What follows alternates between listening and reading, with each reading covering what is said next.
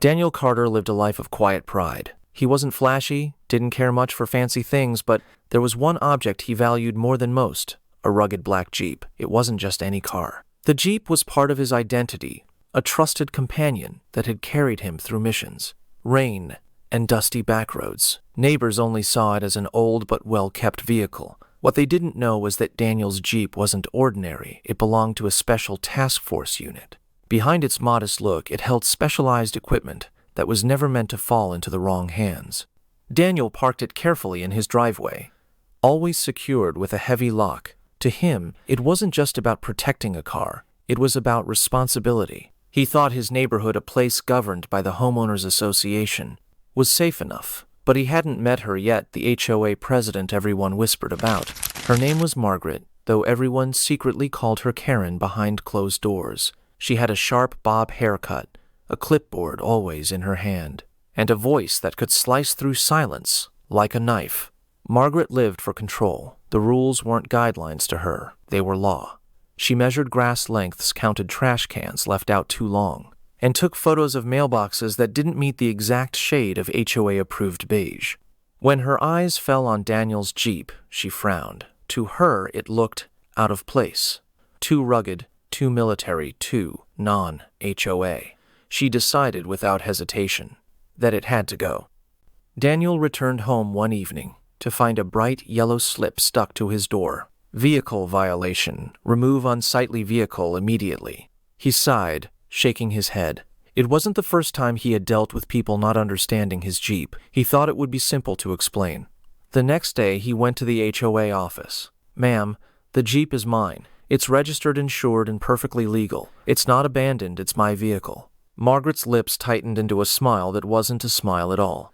"The HOA has standards, Mr. Carter. That Jeep is disruptive. I'll give you 1 week." Daniel walked out calmly, but inside, unease stirred. Margaret wasn't listening. She wasn't reasoning. She was waiting.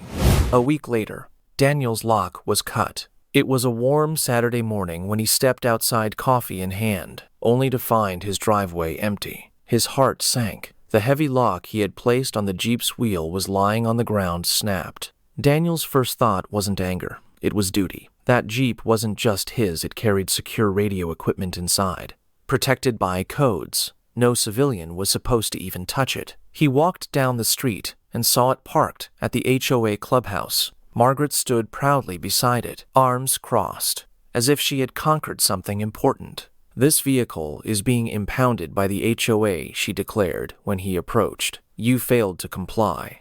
Daniel's jaw tightened, but he stayed calm. "Margaret, you need to return the Jeep. Now," she smirked. "Or what? File a complaint." Daniel didn't raise his voice. He simply pulled out his phone and made a quiet call. Within an hour, 2 unmarked SUVs rolled into the neighborhood. Men and women in plain clothes stepped out wearing badges clipped at their belts. Their presence was calm but commanding, the kind that made neighbors peek through their blinds. Margaret's confidence faltered when one of them walked straight to Daniel. "Sir, we received your call. Is this the vehicle?" Daniel nodded yes. Unauthorized access. Lock was cut. The agent turned toward Margaret, who was now clutching her clipboard like a shield. "Ma'am, do you realize this vehicle is federal property registered under a police task force?" Her eyes widened. "Excuse me? It's just an old Jeep." "No, ma'am," the agent said firmly. "Inside are secure communications devices. By tampering with this vehicle, you've interfered with law enforcement property." Word spread fast.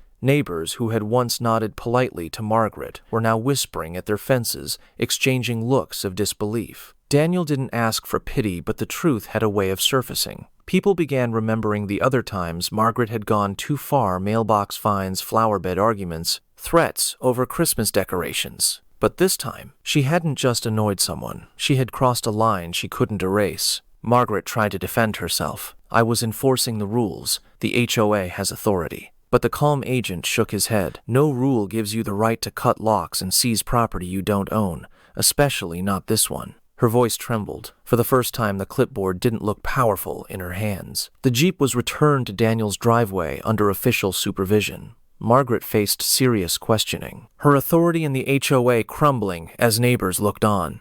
Daniel stood quietly by his Jeep, hand resting on its hood. To him, it wasn't about pride or revenge. It was about responsibility, the same responsibility that had carried him through years of service, now tested in his own neighborhood. He looked at the gathered crowd, many of them embarrassed that they had once followed Margaret's strict orders without question. With a calm but steady voice, he said, "Rules are meant to protect people, not to control them. Power built on fear always falls apart. Respect is what lasts." The neighborhood never looked at the Jeep or at Daniel the same way again. Margaret faded into the background, her clipboard gathering dust, while Daniel's quiet strength became the story people told newcomers. And through it all, the Jeep sat steady in his driveway, not just a vehicle, but a reminder that true authority is never loud, never cruel. It is steady, patient, and unshakable. And that was the story of Daniel Carter, a man who never raised his voice, never needed to prove himself, yet showed an entire neighborhood the difference between control and respect. Rules may fade, titles may fall, but character lasts forever, because sometimes the quietest strength speaks the loudest.